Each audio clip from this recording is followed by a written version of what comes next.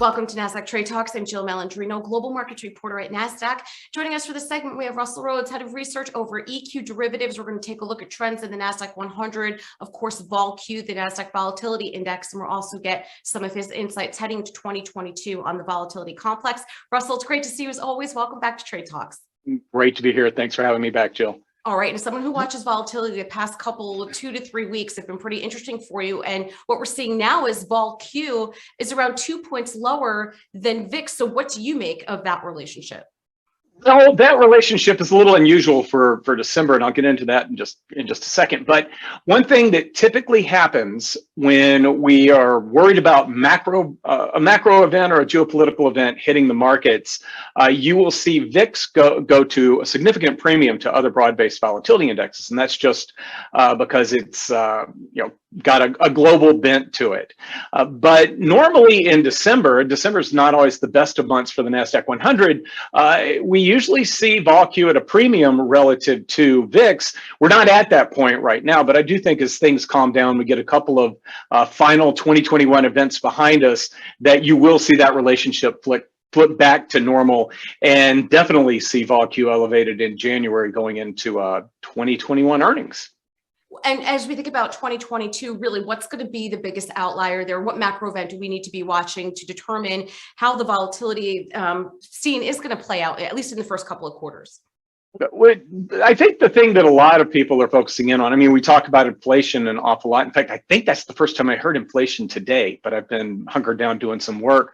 Inflation leads to higher interest rates, and the trend is that we are definitely going to get at least one rate hike in 2022.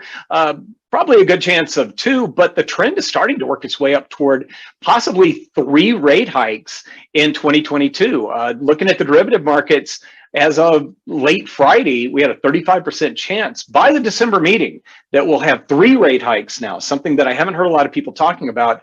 That number's up from 15% just a month ago. Now, how that relates to equity market volatility, typically rising interest rates are going to slow down some of the economic growth that's out there.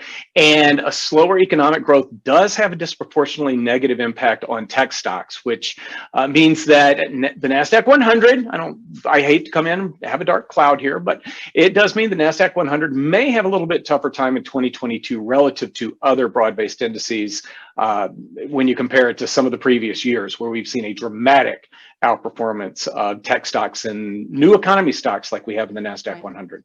Well, I mean, the good thing is volatility and options traders, you can make money either way. So at least you have some options. But Russell, I feel as if the Fed and other central banks are kind of telegraphing what could potentially happen in 2022.